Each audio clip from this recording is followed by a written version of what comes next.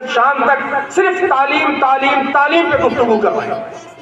ہم صرف کیوں بار بار یہی کہہ رہے ہیں کہ ہمیں تعلیم میں آگے بڑھنا ہے، ہمیں ایجوکیشن میں آگے بڑھنا ہے، ہمیں اس میں بڑی بڑی ڈگریاں حاصل کرنا ہے۔ ہماری ساری تگ و دو، ہماری ساری محنت صبح سے لے کر شام تک کی ہماری ساری گفتگو کا خلاصہ صرف تعلیم کیوں ہے؟ یہ ایک سوال ہے میرے بھائیوں۔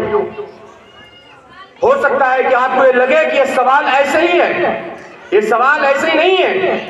یہی سوال آج سے تقریباً 1400 سال پہلے بھی اٹھا تھا، جب یہ دنیا اندھیرے میں تھی، جب حضور صلی اللہ علیہ وسلم کی بعثت نہیں ہوئی تھی، جب تعلیم کی مشعل لے کے حضور صلی اللہ علیہ وسلم نہیں کھڑے ہوئے تھے۔ وہ دور ایسا نہیں تھا کہ اس زمانے میں تعلیم نہیں تھی۔ سپر پاور ایران تھا، روم تھا، ہندوستان تھا، ہندوستان کا کلچر تھا، بڑے بڑے پڑھے لکھے بڑے بڑے ودوان موجود تھے۔ آج ہم جو دنیا بھر کے عجوبات دیکھتے ہیں، جو دنیا بھر کے ونڈرز دیکھتے ہیں، جو 7 عجائب جو مشہور ہیں، وہ اسی دور کی چیزیں ہیں۔ آج کے اس دور کی کوئی چیز نہیں ہے جسے ہم عجوبہ کہیں، ساری چیزیں اسی دور کی ہیں۔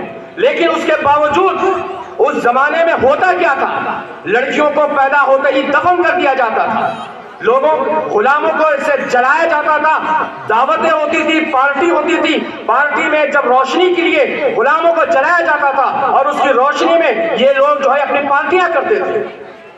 میرے بھائیوں، تعلیم کی کوئی کمی نہیں تھی۔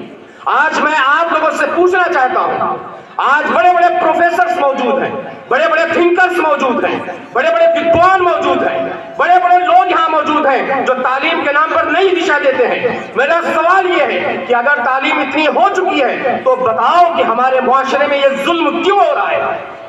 میرا سوال یہ ہے کہ آج ماں باپ اپنے بچوں کو لے کر پریشان کیوں ہیں؟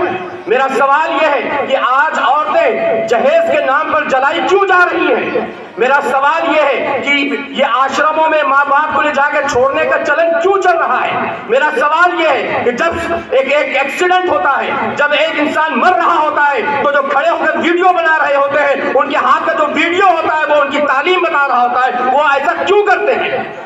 میرا سوال ہے اور اس شخص سے جو اپنے آپ کو تعلیم سے جوڑتا ہے، جو اپنے آپ کو ایجوکیٹڈ سمجھتا ہے، جو یہ سمجھتا ہے کہ اس نے کچھ ڈگریاں حاصل کی ہیں۔ میرے بھائیوں، سوال سوچنے والا ہے، ہمارے لیے بھی، آپ سب کے لیے بھی، ہر اس شخص کے لیے جس کے اندر تھوڑی بہت بھی تعلیم ہے۔ میرے بھائیوں، 1400 سال پہلے بھی تعلیم تھی، آج 1400 سال کے بعد بھی تعلیم ہے۔ آج تعلیم گھر گھر پہنچ چکی ہے، لیکن ایک کمی رہ گئی ہے، ایک بہت بڑی کمی رہ گئی ہے ہماری تعلیم میں۔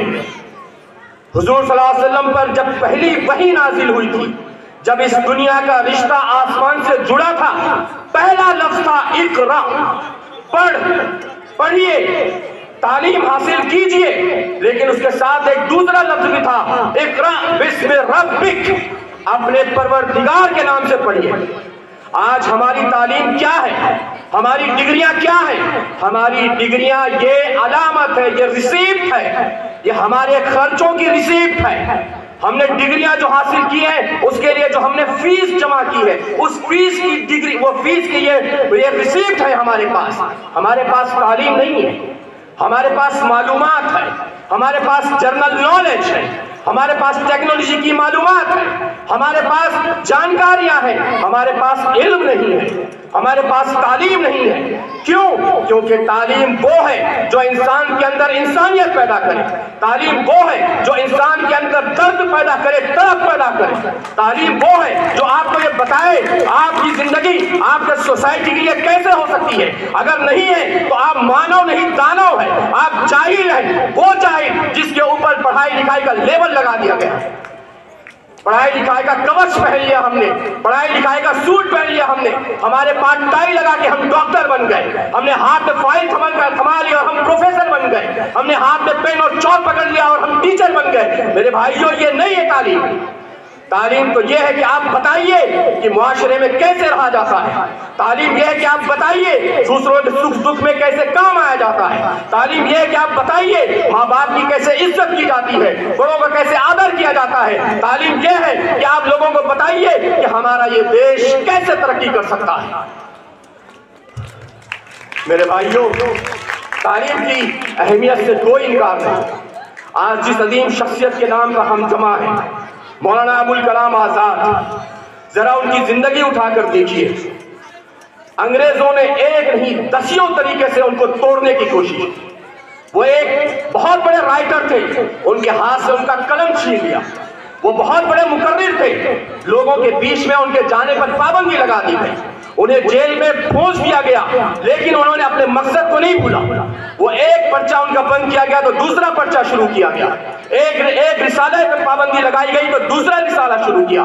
انہوں نے اپنی محنت، اپنی لگن سے ایک پیغام دیا کہ تم جہاں بھی رہو، جس حال میں رہو، جس کنڈیشن میں رہو، اپنی صلاحیت کو آگے بڑھاتے رہو، اپنے آپ کو پروان چڑھاتے رہو، اپنی صلاحیتوں کو چھپنے مت دو، اپنے آپ کو مٹنے مت دو، اور دوسری چیز اپنی زندگی کو جہاں تک ہو سکے اپنے قوم کے لیے، اپنے ملک کے لیے فائدہ مند بنائیے۔ مولانا آزاد کی زندگی کا دو پیغام ہے۔ سب سے پہلے یہ کہ آپ اپنے آپ کو کچھ بنائیے، آپ اپنے آپ کو انسان بنائیے، آپ اپنے آپ کو فائدہ مند بنائیے، آپ اپنے آپ کو دوسروں کے فائدے کے لیے بنائیے، خود کو سنواریے، خود کو ترقی دیجیے۔ اور دوسرا، جو آپ سے ہو سکتا ہے، جتنی آپ کے اندر صلاحیت ہے، اس دیش کو بنانے کے لیے، اس معاشرے کو مضبوط کرنے کے لیے اپنی صلاحیتوں کو جھونک دیجیے۔ میرے بھائیوں، یہ تعلیم ہے۔ اگر یہ تعلیم ہمارے پاس نہیں ہے، اگر ہماری زندگیاں ایسے ہی کٹ رہی ہیں، ہم محض ڈگریاں لے رہے ہیں، ہم نے بلکہ معاف کیا جائے کالج کو، یونیورسٹیز کو یا تعلیم کو ہم نے ایک بزنس بنا لیا۔ یہ ایک بزنس ہے آج کے زمانے میں۔